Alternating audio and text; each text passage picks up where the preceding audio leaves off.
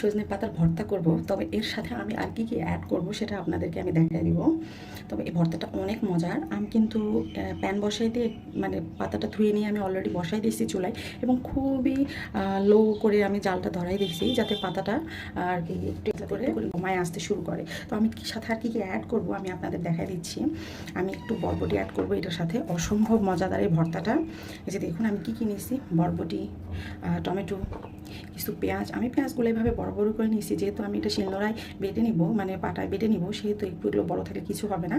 আর এই যে আলু, এবার আসতেছি। আলুটা দেওয়ার একটাই কারণ, এটা ভর্তাটাতে অনেক বেশি স্টিকি করবে আর অসম্ভব মজাদার হবে খেতে। তবে আলু আপনাদেরকে কিন্তু এরকম ছোটো আলু সিলেক্ট করতে হবে। আর এটার হচ্ছে উপরের খোসা থাকলে কোনো সমস্যা নেই। ভর্তাটা কিন্তু এটাই ভীষণ মজার। যেবার আমি বলতেছি এটা আমি পাটায় বেটে নিব, সো কোনোটাতে কোনো প্রবলেম হবে না। আমি দিয়ে দিব সব কিছু এখন একসাথে।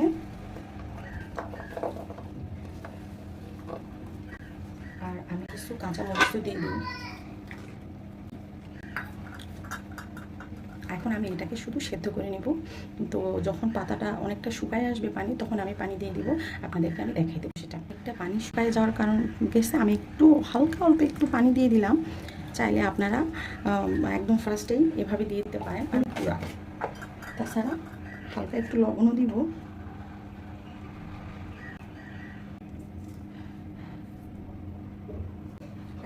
তেলে ভর্তা করে নিলেই হয়ে যাবে। আমি চুলায় খুব জাল মিডিয়ামে রাখবেন, রেখে পানি শুকাই আসলে নামাই নিয়ে ভর্তা করলেই হয়ে যাবে। আমি দেখাই দেবো আপনাদেরকে। দেখুন কী অবস্থা, ভর্তাটাই একদম শুকায় আসতেছে।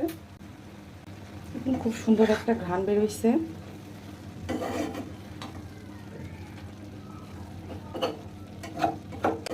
এখানে কিন্তু তেল দেওয়ার কোনো দরকার নেই, এটা কিন্তু পরে সরিষার তেলটা মাখায় নিতে হবে, এই জন্য আর কি।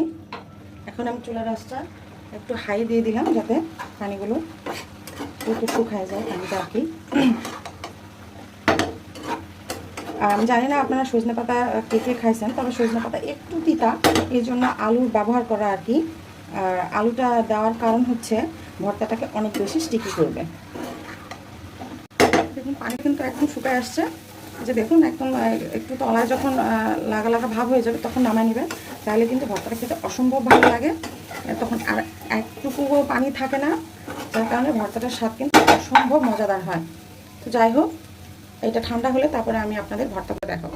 এভাবে আমি প্রথমে শুকনো মরিচটা আমি তো টেলে নিয়েছি, টেলে নিয়ে লবণ দিয়ে এভাবে এটা আগে গুঁড়ো করে নিব, সব কিছু একসাথে বেটে নিব।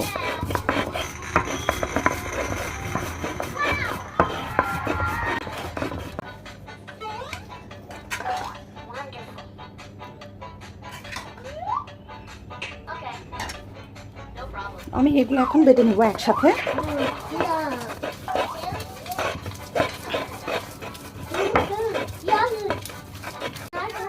দেখুন আমি ভর্তাটা মোটামুটি বেটে নিয়েছি।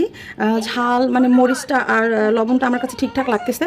এখন আমি যা শুধু সরিষার তেল দিয়ে হাতেটা মাখায় নিব, কারণ আমি এর আগে তো কোনো তেল দিইনি। আর ভর্তা সবসময় সরিষার তেলে অসম্ভব মজা লাগে। আর আপনারা যে যেমনটা মরিচ খেতে পছন্দ করেন, আপনাদের টেস্ট অনুযায়ী আপনারা সেটা দিয়ে নেবেন। যে দেখুন এটা আলু দেওয়ার কারণে কিন্তু এত বেশি স্টিকি, আর সজনে পাতাও কিন্তু অনেক বেশি স্টিকি।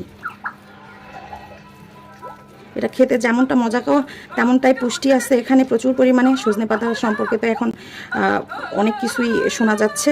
তো যাই হোক, দেখুন এভাবে মেখে নিলেই হয়ে গেল ভর্তা। যাই হোক, ভর্তা রেসিপিটা যদি আপনাদের ভালো লেগে থাকে, আপনারা অবশ্যই আমার চ্যানেলটা সাবস্ক্রাইব করবেন, লাইক কমেন্ট শেয়ার করবেন। আপনারা ভালো থাকবেন, সুস্থ থাকবেন।